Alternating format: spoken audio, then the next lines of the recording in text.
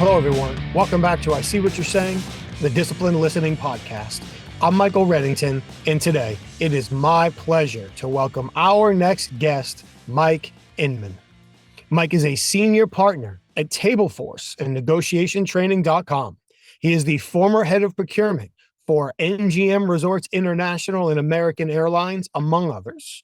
He's a man who has spent his career on both sides of the negotiation table as both a buyer and a seller, and he has trained thousands of professional negotiators along the way. And today I'm really excited for our conversation as it takes multiple twists and turns and covers many different opportunities throughout the negotiation process. Opportunities like, what are some very real techniques for building confidence? How do buyers and sellers apply negotiation techniques differently? Why it's so important to continue adding tools to your tool belt, and why it's also important to stop and consider at times, what am I asking for in return? It's a great and energetic conversation. I'm really appreciative for Mike taking the time, and I'm very happy to share it all with you today. Thank you for being here. Of course, before we go further, we do want to thank our sponsors. First and foremost, HumanTell. Oftentimes we get asked, how do you understand what somebody was thinking in that moment? Well, if you take training like HumanTell's, you can understand what people are likely thinking and feeling at any point in time by registering when their emotions are changing and evaluating that within the context of the situation. And you can often pick that up based on their facial expressions and nonverbal behavior.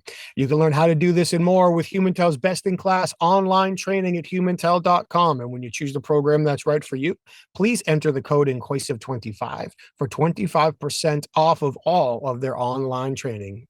Check it out at humantell.com. Please also, for the professional interviewers, head over to certifiedinterviewer.com.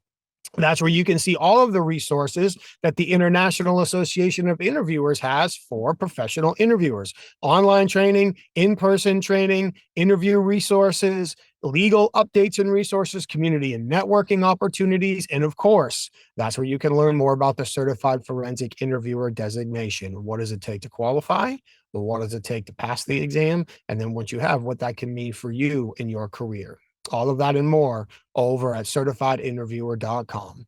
And please, while you're online, head over to persuasive.com. That's where you can learn about the programs that our clients ask us to facilitate for them, for their leadership teams, for their sales teams, and for their negotiation teams, to teach them how to apply strategic and ethical observation and persuasion techniques to encourage people to share their everyday confessions across the scope of their daily conversations. All that and more can be found at persuasive.com. Thank you all so much for taking the time to be here today. We truly appreciate it. So without further ado, Mike Inman. Good morning, Mike. It is great to see you. Thank you so much for joining us today. How are you? Hey, Mike, thank you for having me. And I'm starting my day off fantastic. It's Denver, Colorado. It's going to be 75 degrees and the sun is out. So, all's good for right now. Well, with a day like that out in Denver, hopefully as soon as we're done, you get a chance to get outside and enjoy it. I do have a beach volleyball match scheduled for later today. Trying to think of the closest beach to Denver, but I don't have that kind of brain power. Sand. Sorry, shouldn't say beach. Sand. Yeah. There you go. It's a long walk to California. Yes, it is. I'm really excited to have you on, and the concept of the conversation around negotiation could go a million different ways, and we could probably spend well over an hour talking about each individual aspect from multiple perspectives. So I'm really just excited to see where this conversation takes us. So in just learning a little bit about your experience, your background as a practitioner, your background as an educator, of course, where they overlap.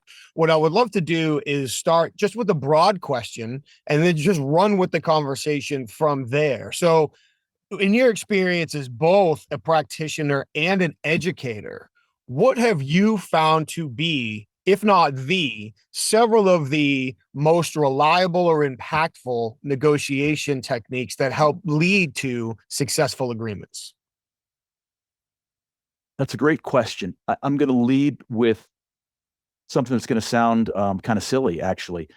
People need to try to negotiate more. And what that means is we see life as kind of a binary choice, take it or leave it. At the retail store, you see a price. You decide to buy it or not. When you go check into a restaurant, Do you want the bar or the restaurant? Do you want the high top? Do you want the booth? And you accept it. So there's all these opportunities to negotiate that we miss because we're not really paying attention to what's out there and what we could do for each other. In B2B negotiations, which is where I kind of specialize within the broad sense of negotiating, I'll see this a lot. Salesperson is given directive by management, go get a 12% price increase. And the seller, with a voice between their ears, will say, oh my God, you're killing me, boss. There's no way we can get 12%. They've already decided that they can't get it. They go into the buyer's office and they say, hey, I'm here. I got some really bad news. I fought for you, but we're going to need 12% price increase. What do you think about that? And the buyer will say, 12%, you're out of your mind. Get out of here. And the seller will go back to their boss and they will say, hey, I floated that 12% price increase and the buyer said no. They're going to replace us if we force them to get 12%. I tried, but they said no. That's not trying. Trying is you go to the buyer and you say, hey, listen, I got some bad news. I did the best for you already. It would have been worse. I need 12%. And the buyer is going to say, of course, 12%, you're out of your mind. No. And then the seller, if they're trying to negotiate, will say, listen, I need to have a serious discussion. If you're not empowered to say yes, I need to talk to somebody who is. Try to get to a decision maker that can do that. If it's not your boss, it's your boss's boss, but make no mistake, I have to have a discussion about this 12%. Now, I may not get 12%, but I got to get some value out of this to take back to my boss. And what I mean by you're not going to get 12%, I could get a 10% increase if you give us another year on the deal, right? So now we're exchanging value in a negotiation process. But to keep trying, and I mentioned the restaurant example. There's a try there. So when I check in, and my wife hates negotiating, by the way. When I check into a new restaurant and they say, hi, would you like the bar or the restaurant or the high top or the booth? I will say the same thing every time. I want to sit with your best server. And they'll go, huh? They give me that look like, no one ever asked for that. And I'll say, the server that trains all the other servers. Because if I'm going to pay full price for a meal, and my wife has made it very clear that we're going to pay full price, I'm not allowed to negotiate over food. I want the best experience possible. No disrespect. Everyone has to start somewhere, but I don't want to start with the newbie that's their first day on the job because being a server is really hard. I don't want that job. I want somebody who's experienced at it, who knows how to make sure that we have a pleasant experience. Now, the restaurant, the host, will miss the opportunity to negotiate back. What they should say is, can you wait 10 minutes? They just got sat. And by the way, if you have a great experience, will you leave us a Google review? Leave us a Yelp review. And now I'm going to produce some value for them, which is a favorable review. And I get value for us, which is a great experience. That's an opportunity to negotiate. So people just miss it because they're not paying attention. So to try more often, I think is a key to become a great negotiator. All great illustrations. And I love the interweaving of the personal and the business application, because often people get siloed into one or the other. And honestly, the restaurant is a great example of the everyday opportunities that we have. Not too long ago, I think I was in South Florida last year, and it was the typical, I'm hauling back to the airport. I scheduled one too many meetings, traffic, like I'm pulling into the parking garage on two wheels. Was it Miami? No, Lauderdale. Oh, Lauderdale. Okay. Miami's really no fun to get to the airport, but terrible. Lauderdale. Hence why I was flying out of Lauderdale. But so I could have gassed the rental car up the night before. I could have. I chose not to. So here I am pulling into the rental car facility with almost half a tank of gas. And now they're going to charge me $27 a gallon or whatever it is to refill. Mm-hmm. So my responsibility, I got it. So I stand up, I get all my stuff out of the car. And as I'm getting up, I realize that I had like a Dunkin' Donuts bag and a bottle of water in the pocket on the door. So I wait for the guy who's going to check me out to come over. And as he's about to step around the door, I go, hang on, man, I don't want to be rude. Let me get that for you. And I grab the trash and I go throw it out. So now as I come back, I say to him, like, hey, man, this is my fault. I know I should have gassed up the car. I had a meeting run long. I'm scrambling to make my airplane. If there's anything you could do to help me out on the gas, I would be grateful. He's like, well, let me see. And he looks at the thing, and it's above half. I'm not asking him for a full tank here. He turns around and he goes, "I got you, brother." Then he pulls out a card from his pocket, and to your point, says, "And I would really appreciate it if you could fill out a positive review for me." And as I'm taking that card from him, I had all I could do not to bow and say, "Touche, my friend." And I did. Right? When I got back to my office on Monday, I did it for him. He took the opportunity. He saw my attempt and raised. Yeah. So what could we do but respect that? When you talk about trying, and you gave the example of the sales guy that went in and did I did the best I could. I'm going to need 12%. I'm sorry, I can't get it, boss. I wonder, and I would love your opinion on this, how much of that effort is driven by the fact that there is this perceived in the B2B space, there's this perceived veil of safety. Like, I can say I tried and I can fail because I have this company behind me that makes a bunch of money and they have other clients and they'll figure it out and I'll still have my job. But if I needed that 12% to feed my family or to do something very personal for me, now that level of effort would likely be much different. So I guess a two-part question. Number one, just your overall thoughts on that safety impacting the amount of effort. And then as an educator, how do we help people bridge that gap so they do put in more effort? Well, you nailed it. Here's what happens. I've got several examples of this. You got to be careful with confidentiality agreements, but I'll be generic in nature.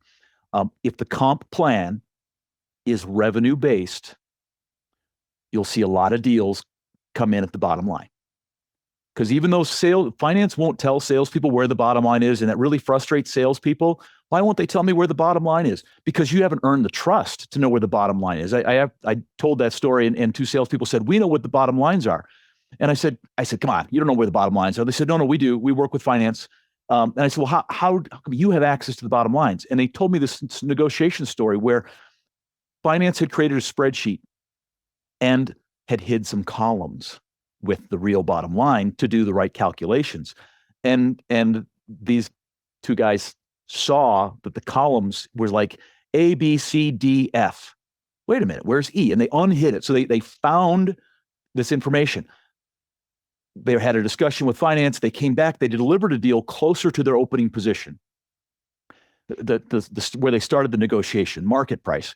And finance said, "Woof, you knew the bottom lines. Thanks for not going there. How'd you do it?" And the sales guy said, "We didn't have to. We were selling premium products and services, and we expect a premium return." So that's a unique story. That's a unicorn. Most salespeople aren't trusted to have the bottom lines because of that safety factor. See, if you go to your bottom line, it's the best we can do. Take it or leave it. Now, if the buyer decides to not award them the business at the bottom line, a salesperson can go back to their boss and say, "We're too high, boss. It wasn't me. It wasn't my ability. I tried really hard. We were really assertive on pricing. So it must be our pricing model, our suppliers, finance. It's someone else's fault. They like me. They didn't like the price." Versus trying to get a high price, a premium, and sell your value and trade concessions maybe on something else besides price. Now, all of a sudden, if you don't win the deal, it might have been, "Oh, I could have been a little more aggressive." Oh, and they lose an opportunity on that. Now, when comp plans are based on margin, you'll see salespeople trying harder to get more margin for the company. So it really needs to be based on that, but that's hard to do too. Some margin is better than no margin. You'll hear a lot of salespeople say that. So even then, salespeople are thinking about discounting right away. Now, I spent 3 years in sales and 14 years in purchasing. Because of that order, as a purchasing person, I know what's going on between the ears of most salespeople most of the time.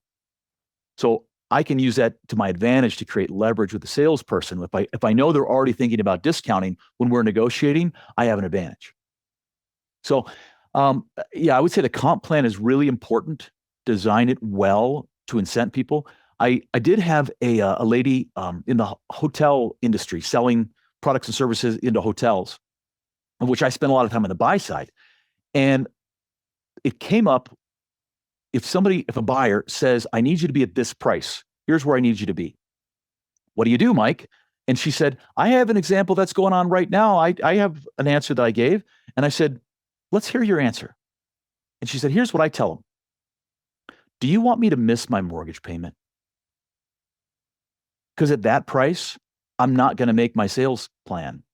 I'm going to be short this month, and I'm not going to be able to put a roof over my head. So now she's taking this business situation, she's removing their company, and she's making it personal with the buyer. Do you want me to miss my mortgage payment? And I thought, wow, that's a really sophisticated emotional play on what could be a non-emotional business-to-business situation. All right, did that answer your question? It does. Oh, it definitely does. And that's the beauty of the conversation. The comp plan, it kind of separates the strategic from the personal, because we all tend to do what we're incentivized to do. For me, what's the word I'm looking for? I don't do a good job incentivizing myself. I'm losing my vocabulary. Yeah. So a lot of times those external incentives become important. So it's like that peer-to-peer motivation. If you and I were, talking to each other all the time and you're working to help me hold myself accountable, I'm going to do a much better job than holding myself accountable. Like, just in transparency, that's the way my personality is. Other people, they're going to hold themselves accountable a lot better. So the comp plan can certainly do a lot to help incentivize people in that direction. And then to your point, for every negotiator, we could sit here probably for hours and start listing out best practices. If this, then that, say this, don't say that, plan this way, don't focus on that. But the reality is, once we get into the conversations, our personalities come into play, our vocabularies come into play, our methods of building relationships come into play. And so being able to personalize that in a way that works for us, which is an example of the woman you just gave, that has to be there for all of us. So I don't know about you, but for me, one of the things that can be frustrating when leading a education session is when you can tell at least some person is sitting there just waiting for the one thing I need to say every time, and then I'll be successful.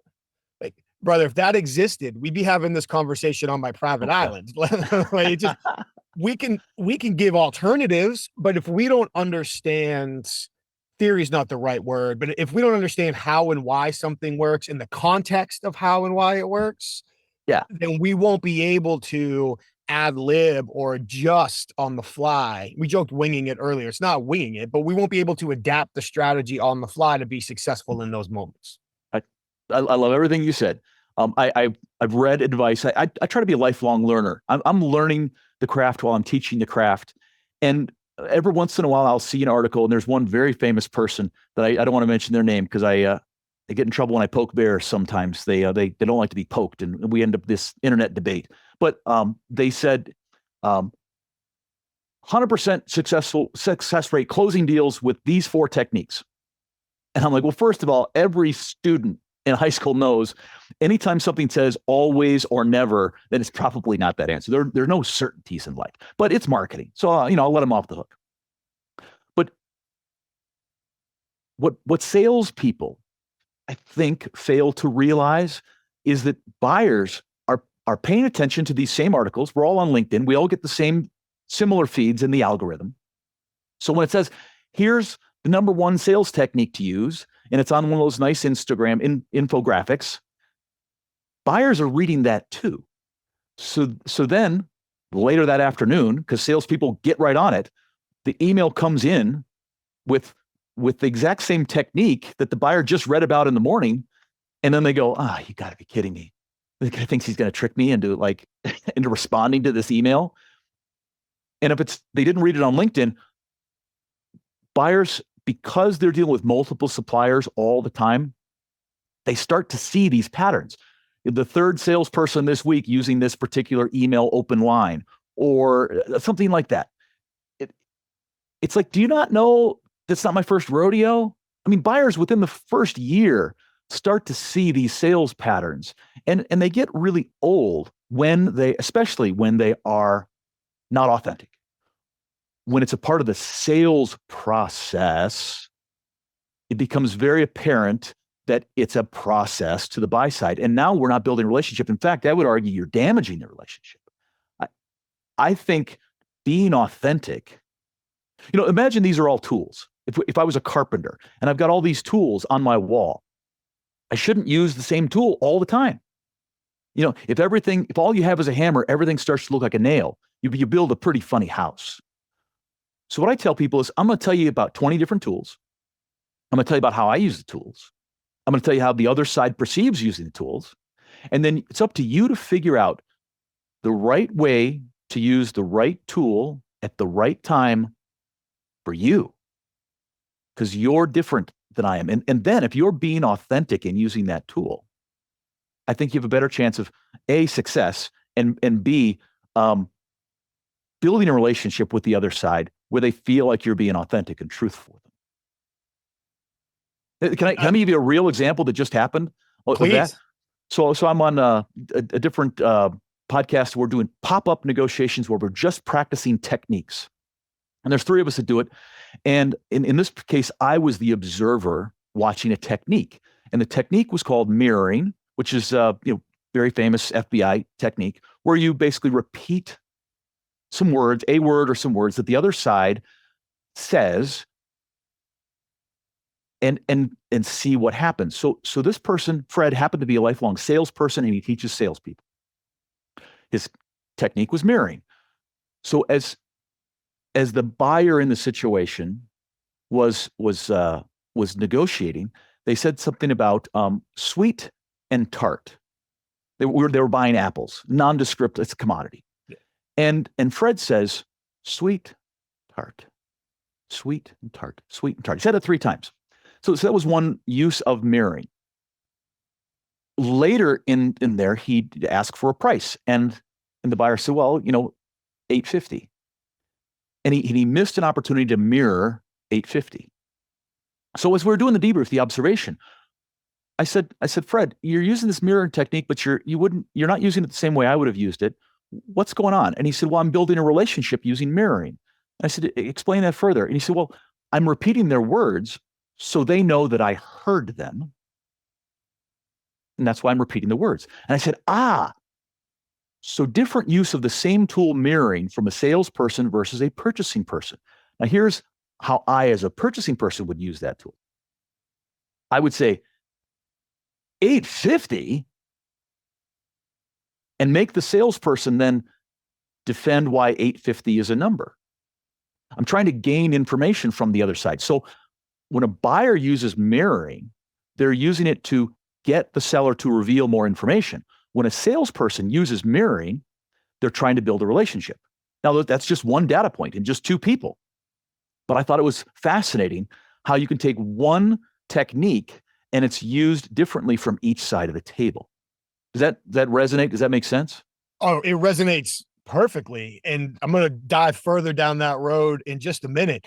To circle back half a second, I feel like a lot of times when people are trying to differentiate themselves in any relationship building process, you can be a seller, you can be a buyer, you can be a hiring manager, you can be a prospective employee, whatever it is, that people generally try to differentiate themselves in a way that turns out to be bragging.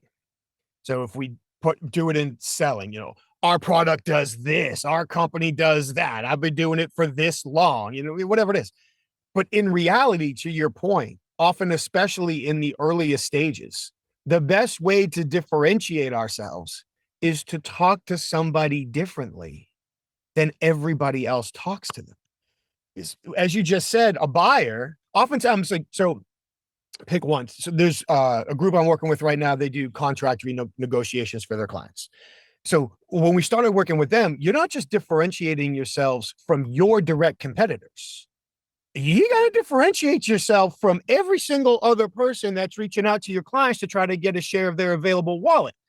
So now, how are we creating a conversational experience that is different than everybody else's? And we can do that in a compact time, and it doesn't have to be crazy. Yeah. But now, because we're communicating with them different, we are different. We're not telling them we're different. The experience is different. And then it allows for this authentic tool use to begin to create those opportunities for us. So I saw you react. I'll pause there for a second. Then I'd love to get back to this buyer seller dynamic. So let's talk about communications. One thing that I say in every single workshop that I do, communications is not what I say, it's what you hear. There's the message I'm trying to get out, but then there's the way you receive it. I think communications, we have to be really respectful of the other side. And I don't like to stereotype, but there are some trends and some patterns, some cultural things that we need to look for. For example, in my purchasing career, I worked with a lot of different internal customers, I'll call them. People that I was sourcing business for a solution they were looking for. IT, marketing, HR, manufacturing, finance. And here's what I shouldn't say learned, but here's what I kind of picked up on and what I would do, a technique, to have better relationships internally. When I'm talking to somebody who has a background in finance, engineering, very structured organizations or functions, I would use the word think. I think. Here's what I think. When I would work with somebody in one of the softer skills, in HR, in marketing, I would say, here's what I feel.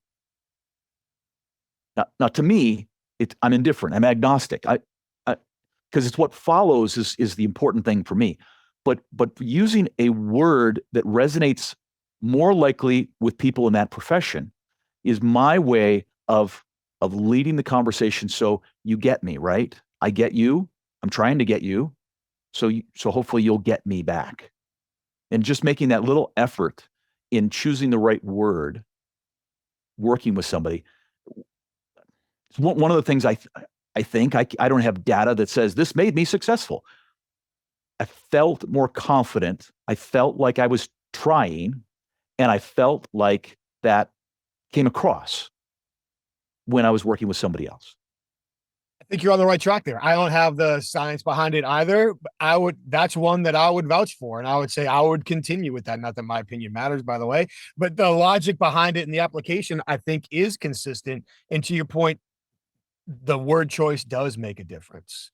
And often we can do a much better job making somebody feel like we heard them and that we're experiencing them and that we're part of this mutual relationship of the moment with our strategic word choice than just repeating something they said 3 times. Like there's better opportunities there. But I was fascinated with your example of using the mirroring from the buyer side versus the seller side. And I know that from some of the work that you do talk a lot about kind of the differences and similarities having been on both sides of the table. So I would love it if you could talk a little bit about how a buyer might perceive the situation. Well, let me ask that question better. Often when we have these conversations, somebody is speaking specifically about the sellers. From the seller's perspective, this is what we do. Or they're speaking specifically from the buyer's perspective. From the buyer's perspective, this is how we should be engaging in these conversations. From your perspective of being on both sides of the table, you use the mirroring example as one. What would be another 1 or 2 examples of similar techniques that can be utilized differently depending on the side of the table that you're on? Timing can produce leverage on either side. What I see consistently from sales organizations, especially if they're publicly traded companies, is at the end of the month, end of the quarter, end of the year, there will be a discount. Let's discount it to move the decision forward on our timeline. So salespeople will use time, and salespeople are under pressure at the end of the month, end of the quarter, end of the year. And under the table, you can't see my knees shaking, but the salespeople, they're really concerned about making their number. And they talk a little faster and their voice goes a little higher and they send those emails. Hey, how are we with that purchase order? And that's the buyer speak in my head. When a salesperson says, hey, Mike, how are we coming with that purchase order? I'm making this crazy high pitched voice because I know the salesperson's under some pressure. Their boss said, hey, get that across the finish line. So I got time on my side.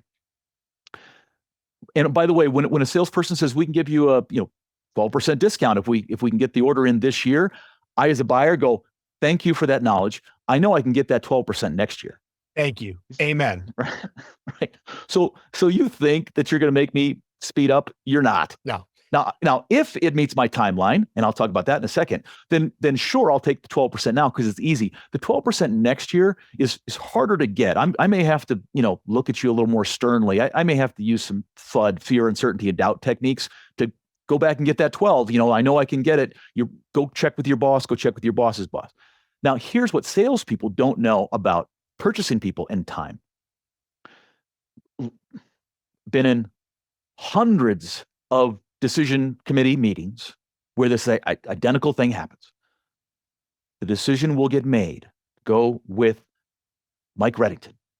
We're going to give you the business. Thank you. And the internal customer really wants to get started because once the decision is made, it's purchasing has added time to this. They've added a month. They've added 3 months because of we have to have 8 suppliers or minimum of 3, and we have to have an RFP process, and we have to be fair. We have to give the suppliers time. Meanwhile, the internal customer has just wanted to get their solution in place. Once a decision made, they tell purchasing, okay, now go award the business. And purchasing says, well, hold on a second here. I got to negotiate this deal now. And the end user community will say, well, Mike, come on, I know you're trying to save some money here, but let's go. And I say, no, it's not just the money. We're trying to produce value. A good purchasing person is always looking at value, not just price. But I need a couple of days here. And they go, fine, you can have 3 days, but let's get going because I got a timeline I got to meet. The person says, yeah, listen, just hold, I got this. Don't tell them they have the business. Then they'll call the supplier and they'll say, hey, Mike, listen, I'm getting together with the committee. There's a lot of good, talk about you, but there's a couple of failures, some things we need to work on in your proposal. We're not quite there yet. Listen, Mike, here's what I need. I need an improved timeline. I need to speed things up, slow things down, whatever it might be. I need for you to give me your A team. Met a lot of people at your organization through the process, but there's 3 or 4 that really stood out. So I'm going to need for them to be assigned to this. And listen, this pricing, I love that you're trying there, but there's no way that that's a reasonable price. So I'm going to need you to reduce your price. Under the table, my knees are shaking because I know the decision's already been made. And I know my internal community might be calling you and saying, hey, congratulations. By the way, Mike's going to be calling you and trying to get a better deal. Right. And you're saying, hey, Mike, well, listen, I'm going to need a couple days on this. Now I go, I can't go a couple of days. Come on, Mike, we got to get this in place. I gotta play cool. Hey, Mike, listen, I thought you knew your business well. Because somebody who knows their business can make these decisions fairly quickly. Well, and then you might say, well, Mike, I could make these decisions, but it's really not up to me. It's up to my boss. I got to check with some people. And now I have to use a little tactic. I have to say, check with your boss. Mike, I thought I was negotiating with the person who had authority here. So if it's not you, no disrespect, but I'm going to need to talk to your boss. Are they available this afternoon? So I've got time pressure on me, but I can't let you, the seller, see it. Because as soon as you know that I'm going, hey, Mike, listen, can you come in here? Let's negotiate this deal today. Let's get this across the finish line. The voice in your head will start saying, oh, Mike really is desperate to get this order placed. Maybe I don't have to give as much. Maybe I can ask for more things in return. So there's this little dance that buyers and sellers play around how much time they have and the timing of when the award is going to be made that can produce leverage for both sides. Does that answer the question on another technique? It does. That's a great example, not only on how it can be different from each side, but also how the paradigm shifts throughout the conversation.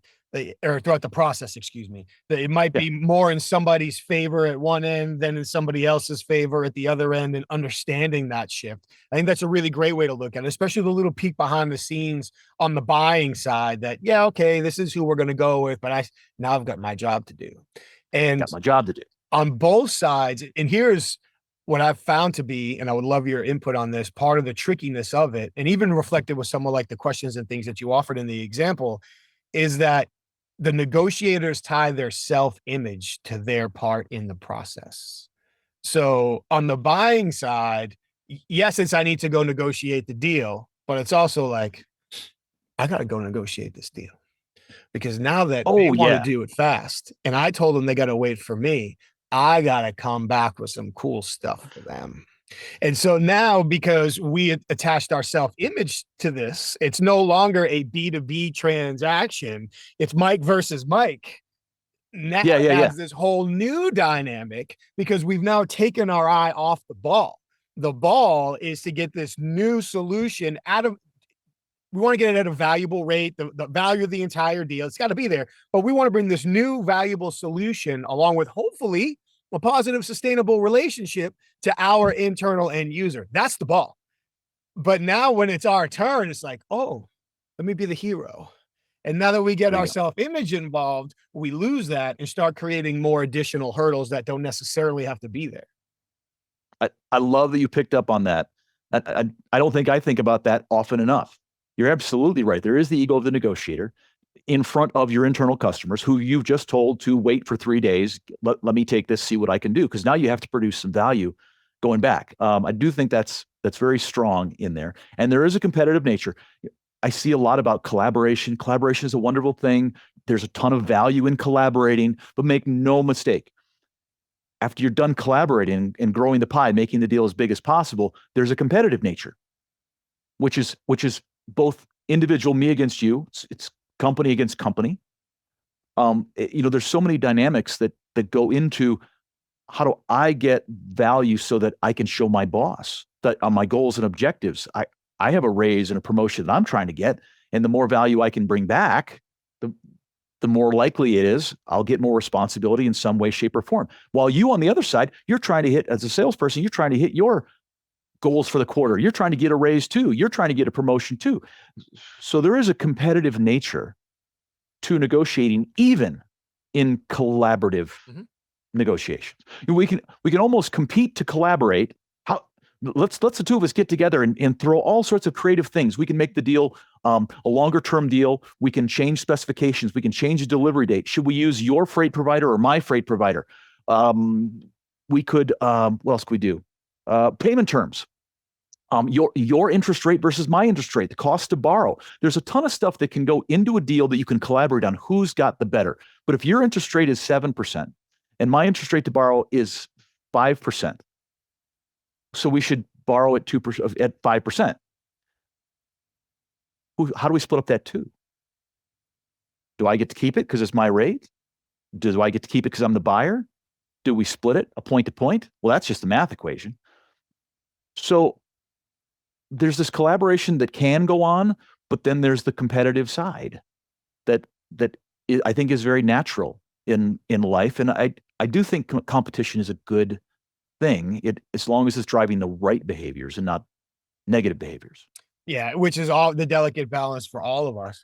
But then also recognizing in the conversation that if we do identify that somebody, whether we identify it or not, almost to a degree, assuming that somebody else is being competitive, like their self-image is attached to this, oftentimes the riddle becomes, how do we help them save face in our responses? So you're giving me all of this. Well, I'm going to need your A team. I'm going to need a price discount. I'm going to need to speed up the timeline. And how come you can't make the decision? I thought you were the man. You're telling me you're not the man. What's the matter, man? I thought I was dealing with the guy. And so now this pressure you're trying to put on me. Okay, cool. It's how the game is played. That's fine. But now the problem I really need to solve isn't defending myself and my ego. The problem I really need to solve is give you a face-saving reason to go back to your business and say, well, they sped up the timeline, but we're going to get who they get, and the price is the price. But at least we got an improved timeline. Exactly. And so creating those face-saving opportunities. It's that, and it's even the way. So for example, if you ask me for let's say you ask me for a discount. Let's say you ask me for improved timing, improved team. Doesn't matter what you ask me for. You're the buyer, I'm the seller. And I say, because I've heard that I already have the order, my sources, I went backdoor selling. And I say, no, Mike, that's not going to happen. Okay. I'm almost arrogant about it, right? Mm-hmm. Now you're going to feel like, oh yeah. Now, different way of saying it. I could say, you need improved pricing, improved team, and improved delivery date. Okay, I'll be straight up transparent. We were assertive going in. I don't want to lose on any of those, so I'm going to go check with our team. I need about 10 minutes. Let me see if anybody has any ideas. And I come back and I say, I got bad news, Mike. We were really as assertive as we could be on that proposal. We went all in to win your business. How do you feel now compared to the first time? Much different. Right. I listened to you. I mirrored. I repeated your words back. I gave the no a little bit of time, and I made the no a softer no versus an arrogant no. And that respected your feelings, your ego in it, even though the result is identical. It's the communication of the result, because going back to what you said, it's how you heard the message, not how I delivered the message. There you go. Well, and even so I was involved in a fairly large negotiation with a printer, R.R. Donnelley. It was a $100 million global print deal. And I'm in this negotiation. Now, had they been paying attention to the clues, we'd already decided to give them the business. When I say paying attention, we brought 10 business leads. They brought 10 print experts. We had a 20-person room down at Home Shopping Network down in Florida. That's a lot of firepower to put in a room if we're not really serious about doing business. So Bob Nelson is the president of R.R. Donnelley at the time anyway. And Bob was giving a passionate, persuasive speech about why we should award them the business. And in this presentation, he says, and by the way, we've just rolled out a Six Sigma initiative. Now, this is how fast the negotiation went. I stopped him. I said, Bob, when I hear you say Six Sigma, I'm assuming there's a cost savings goal attached to that. And he said, as a matter of fact, there is. And I said, is it 6%? Which is a standard benchmark number. I said, is it 6%? Is that your goal? And he said, yeah, we're trying to save about 6% a year. And I said, I want half of that back every year in a rebate. And he said, done. 6% on $100 million is $6 million. He just gave me $3 million in 15 seconds. My boss was ecstatic. We were giving them the business. We just got $3 million more value. And the voice in my head said, oh, God, I didn't ask for enough. See, Bob being the president, wanting to make me feel good, wanting to say yes, because yes is a word that makes you feel good. He forgot about my emotional needs in that moment. Had Bob have said, Mike, do you realize you just asked me for $3 million? And I would have said, tried. He would have said, listen, there's nowhere near $3 million baked into our numbers. Out of respect for your position, I'll call our CEO. And I would have said, there's an office across the hall. You can use that. And he would have stepped outside and came back in and said, the CEO is in France. I need until tomorrow morning. And I would have said, for $3 million, you can have until tomorrow morning. And he would have said, Mike, really, give me a little bit of time. And in the morning, we met at Starbucks because that's what we do. And I would have said, hey, Bob, where's my $3 million? And he would have said, Mike, seriously, we can offer you $500,000 if we stop negotiating now and start to integrate our teams so we can get to that cost savings. And I would have said, $500,000. How about $1 million? And we would have settled around $750,000. And I would tell the story about how I went all the way to the CEO to get $750,000. And instead, I tell the story about how we got $3 million in 15 seconds.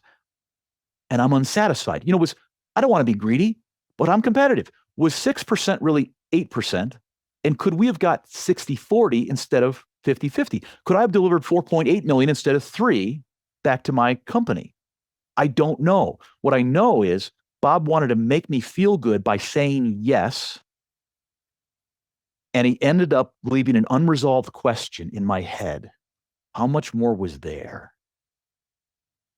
All I'm saying is consider the other side's emotional needs when you say yes or no. Delaying the yes. Hard no versus a softer no can all play an impact on the emotional needs of a buyer. Great example.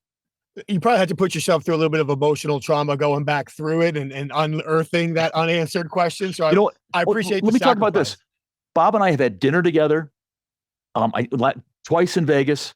I talk to him online once a year.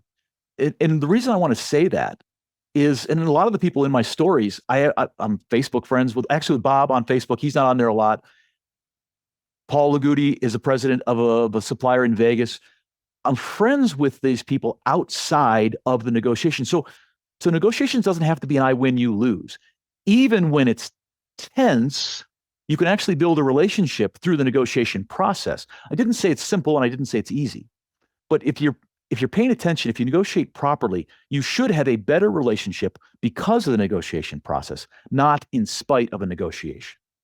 I agree entirely. Just from respecting the process itself, how you treat them throughout the process, the respect you show. There's a long time ago, I was doing some leadership training, and there was a attendee. We're in Mississippi, and there was an attendee in the course that started talking about how what we were saying was resonating with him. And in a previous conversation, he told me that he was a minor league baseball player. He had played in the Oakland A's organization. I don't think he ever made it as high as AAA. Maybe he did. But either way, he never made the big leagues. And now here he is in his corporate career. And I said, you know what? I bet that comes from your experience playing minor league baseball. And he kind of looked at me funny. I was like, man, I never made it past high school baseball. So you're going to have to correct me where I'm wrong on this one. But from what I understand, minor league baseball involves a lot of really long, hot, sweaty, miserable bus rides.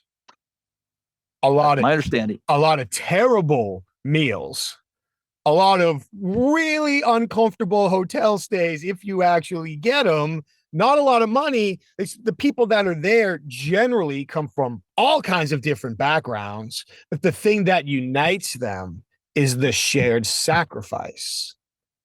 And he kind of sat back and he was like, you're right.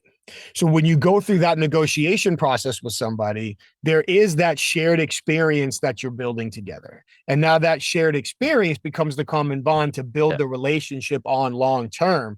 And all too often, to your point, it's easy to get lost in these immediate emotional needs and let go of these really high potential long-term outcomes we have the chance to create. Yeah, you're dead on. I have a relationship with a guy named Joe Pecoraro in New York. And Joe Peck, he was a CEO of a company called MaterialNet. Joe's an all-in guy. He's the guy, he plays poker, and he's the guy at the table who's like, I'm all in on this. He's a fantastic business person too. So I met Joe. We were doing reverse auctions when American Airlines started off as America West Airlines. America West bought United out of bankruptcy and then American Airlines out of bankruptcy. So I was running reverse auctions for them. We had 2 pilot programs. One was with Free Markets and one was with MaterialNet. And we like MaterialNet better. Through this process, we looked at 20 different reverse auction providers. It was a land grab at that time. And almost like AI is right now. And through the process, we kept hearing the same thing from salespeople. Everything is reverse auctionable. Everything is reverse auctionable. As long as you have a spec, you can and you need a price, you can put it in the tool. So I said to one of them, well, are reverse auctions reverse auctionable? And the guy, there's this awkward pause, and he's like, well, yeah, I guess so. I said, you know what we're going to do? We're going to do a reverse auction for reverse auction providers. So we put all these reverse auction providers in the auction. And in a reverse auction, we said $100,000 for our business, unlimited auctions, 10,000 bid increments. So the first person to bid 100 is in at 100. The next person has to bid 90 or below for this auction for their bid to be accepted.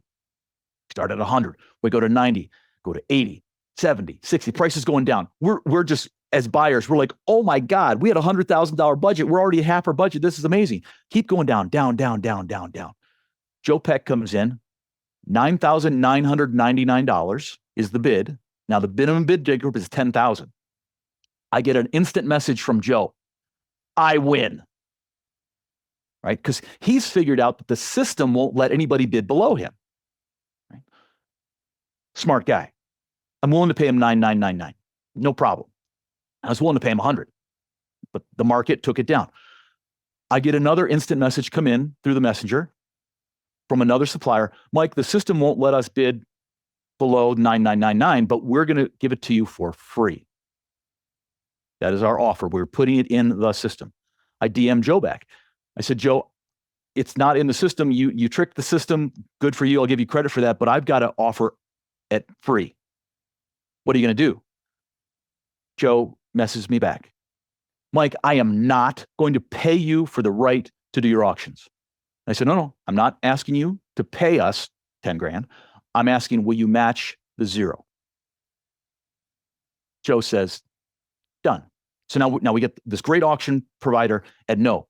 So I did a debrief and I called up and I said, Joe, what the hell were you thinking? And Joe goes, I own you. Imagine that tension. Here's a seller telling the head of purchasing, number 2 purchasing at the time, I own you. And I said, excuse you? And he goes, you heard me. I'm going to take my marketing dollars, and instead of buying advertising, I'm going to put it toward the team that's going to work on your account.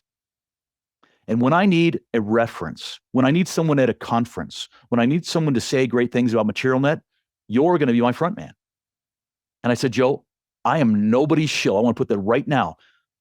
I don't just say nice things about people for the sake of saying nice. You can't buy me. He said, oh no, I don't have to worry about that. He said, I'm going to put my A team on your account. You are going to love our services. You're going to rave about it, but you're going to do it when I tell you and where I tell you. And they did. We had an A team, amazing people. It was so easy for me to say nice things about them. But imagine in that moment when somebody says, I own you. Whew. Now, when I go to the city of Manhattan, I call up Joe. I say, I'm going to be in the city. Let's go to dinner. So even tense moments in a negotiation can produce, because they delivered, because I was so happy with them. But man, for a day there, it was tense. And there was a lot of unresolved issues in my head. Like, am I going to get great services? Thankfully, they delivered. So I never had to, challenge my ethics and do that. But again, it goes back to relationship building. Relationship They're not building, the easy ones. No, not the easy ones. And also understanding the long-term goal. Like, what are we really trying to achieve here? So someone tells me he owns me. Well, those could be fighting words, or it could be an opportunity for me to further understand what he means. And now it honestly sounds like there's some dual ownership here, because yeah, I'll do that for you, assuming your team delivers.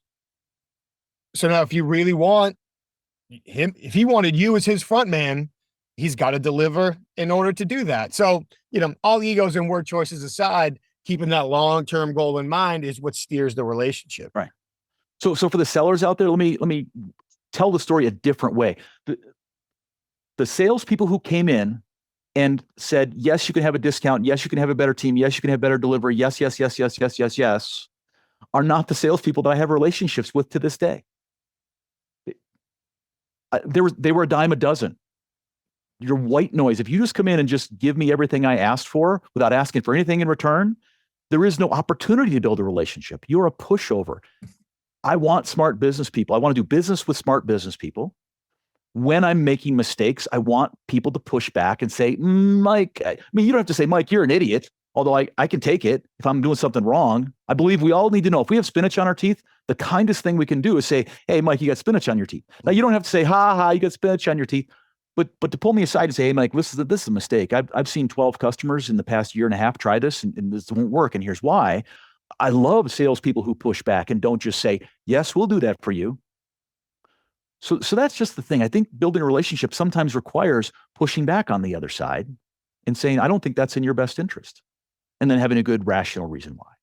I agree entirely. And it's the phrase that the kids might still be using these days. I don't know if they're not. It's like that game recognizes game. Like, I see that you know what you're doing. This is part of the process. It's how it's supposed to be played. Cool. And so this is going to be the wrong phrase to use 4 minutes after we talked about collaboration, but it's like a worthy adversary. Like, we're in this together. We're on the same level. Let's go ahead and make this happen. I feel like as part of that, there's this whole element of confidence. Having the confidence to try, having the confidence to ask for more, having the confidence to respond, having the confidence to be assertive. And we can talk about, I guess, different ways where that's generated from, but I've seen before that this confidence piece is something that you've written and you've talked about as well. So I'm curious as to your thoughts on helping negotiators on either side of the table develop their confidence as their career continues. Make no mistake, negotiation is the confidence game. If you can't convince yourself that what you're doing is the right thing, the right way, what you're asking for, that you're going to get it, you have no chance of convincing the other side. At least not a confident person on the other side. If they're not confident and you're not confident, you're going to get this, mediocre deal. But you got to convince yourself. I just did a post on having a BATNA, best alternative to a negotiated agreement. And when I have a backup plan, when I'm awarding business and I'm looking at Salesforce, but I know HubSpot is out there, and they're both functionally very similar, different pricing models that can do different things, a little bit different way. But if I know that if I can't get the deal I want, I'm willing to walk away and go with someone else. Having that confidence, you can stay in that room, you can ask for things, you can expect to get things in that negotiation when you have a really good backup plan. So I think that's the first thing that produces confidence, is knowing that you don't have to do a deal with that person. And then the second thing is having a good plan. It's trying as our foundation rule number one, and I mentioned that, but having a solid negotiation plan, knowing what you want and need, and those are two different things. What are you going to ask for your opening position? Having a target where you'd really like to end up. Anywhere between your open and your most favorable and your target is a good deal. You should accept it, keep the deal going. It's friendly. Below your target, you should have your bottom line, your walkaway point, your BATNA, where it's better to take another deal. Okay. And then the deal might start to slow down a little bit. Suddenly it's not as great of a deal. Now that may be because you didn't set your target properly. You don't have all the information, but to have that plan going in, what a good deal looks like and what a bad deal looks like, part of your planning process, should produce some courage and confidence. Knowing the other side, looking them up. I look up everybody on LinkedIn. I do not stalk people, but I consider LinkedIn someone's billboard, right? They are choosing the words, they're choosing the pictures, they're choosing the titles, they're choosing lots of things. If I don't look someone up, aren't I being rude? It's like driving by a billboard and going, I'm not going to pay attention to that, right? If they're going to put the effort in, whether it's 5 minutes or 5 hours, to paint a picture of themselves, I should look it up. It would be discourteous to not do that. At least that's my opinion of it. Now, other people have said, and there's a famous negotiator who said, don't bother looking people up because they're liars, which in principle I agree with. A lot of people are taking liberties on LinkedIn, other social media for sure. But here's the thing. There's things that you really shouldn't lie about on LinkedIn because they can be background checked when you get that next job. Where you went to university, dates of employment. You're probably not going to lie about what companies you worked at. You're probably not going to, you might stretch the title, change it a little bit, especially for older titles. But if your boss can go on LinkedIn, if you have mistitled yourself in your current occupation, you're going to get in trouble. So for me, it's about finding what's probably truthful, reading between the lines. What are they not saying? And I can build a picture of that person before we go negotiate a deal. Even if it's where they went to university, what their background is. Military service, if I'm negotiating with a military person, my language shifts. I'm a little more formal.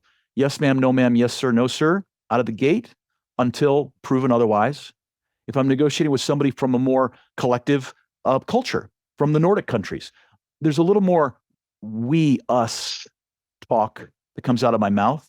But I only get that if I find out somebody who's lived in the Netherlands. And I love to negotiate with people from the Netherlands, stereotyping them. They're a little more direct than other cultures. So I will say to somebody who's had a background from the Netherlands, I will say, allow me to be Dutch. I'm asking for permission to come into your culture to be direct. Now, it doesn't mean I have to be mean. It just means I have to be brutally honest about the situation. But I wouldn't know that unless I looked him up. That, yes, on so many levels. I feel like a lot of moments where we find ourselves lacking confidence is because we're not necessarily sure what to say or do next, which is natural.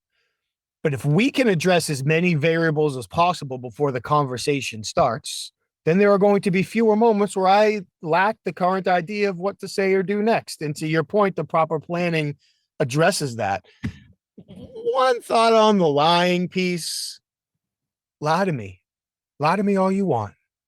If I look somebody up and they are lying, that is equally as valuable to me as if they are telling me the truth, because now I know how they want to be perceived. And now that I know how they want to be perceived, I can use that to my advantage, whether it is true or not. We could talk for another 2 hours about focusing the the feudal journey of focusing on whether somebody is lying at a certain point or not. It doesn't make a difference, because whether you lie to me or tell me the truth, I can still use that to get to where I need to go. I love that you said that. I'm 100%. You're preaching to the gospel. Yeah. Conversation for another day. Mike, I would like to have a conversation another day. I've got another meeting that I need to run to, but this has been fascinating and really enjoyable. So if you'd like to have me back on the show some other time, I'd say let's do another session. I'd love to. Before we go and before we hold you up for that next meeting, for people that listen to this and say, hey, I want to learn more from Mike, where do they need to go to find you and your work? You go to negotiationtraining.com. That's all we do. The form more is negotiationtraining.com by Tableforce, the name of our company. Send me an email, mike@tableforce.com. Link in with me. I love to connect and learn from new people. I'm out there. Come find me. Awesome. We'll make sure all those links are in the show notes. Really appreciate you taking the time, sharing all your stories and expertise with us today. Thank you so very much. I look forward to continuing the conversation. Mike, thank you so much for such an engaging conversation. I truly appreciate you taking the time to record our conversation, and for all of the tips and techniques that you shared. Thank you very much. I love how you called out that it's important to remember life is not binary. Everything is not always win and lose. And it was great how you shared so many examples on not only how we can apply things professionally, but how we can apply them in our personal lives as well. All of those stories were appreciated. It was also great how you called out how we should stop to think about what other people are feeling and thinking, whether they are feeling or whether they are thinking, and how we can change our verbiage to match theirs accordingly. And also, it was so very important what you said about stopping to consider how what we say isn't always what people hear, and vice versa as well. Mike, thank you so much. I truly appreciate your time and conversation. And I hope everybody who listened got just as much out of that conversation as I did. I appreciate you spending the time with us today. Thank you. Of course, before we leave, one more time, we want to thank our sponsors, HumanTel. Please head over to humantel.com for your best in-class online self-paced training for developing the ability to identify what people are likely thinking and feeling and recognizing their emotional shifts immediately through their facial expressions and the context of the situation. Enter the code persuasive25 for 25% all of their training. Head over to humantel.com. For the interviewers in the room, please head over to certifiedinterviewer.com. That's where you can learn more about the International Association of Interviewers, view their online resources, networking opportunities, learn their training schedule, both online and in person, and of course, dive into the Certified Forensic Interviewer designation. How do you qualify? What does it take to earn the designation? And then what does it mean for your career after? All of that and more over at certifiedinterviewer.com. And please, while you're online, head over to inquasive.com. That's where you can learn all about the programs that our clients ask us to facilitate for their leadership teams, for their sales teams, for their HR teams, and beyond, as they ask us to teach them the strategic and ethical observation and persuasion techniques necessary to build stronger relationships and encourage people to share sensitive information under vulnerable circumstances and in the face of potential consequences. All that and more at inquasive.com. Thank you all so much for continuing to be here week after week and listening to these conversations. I truly appreciate it. Please take a minute to like the show, subscribe to the show, share the show, and of course, leave your feedback. Let us know what you'd love to hear or see, either more or potentially less of. We'd love to hear your feedback. Thank you all again. Please stay safe, take care of each other, and we'll see you next time. Thank you.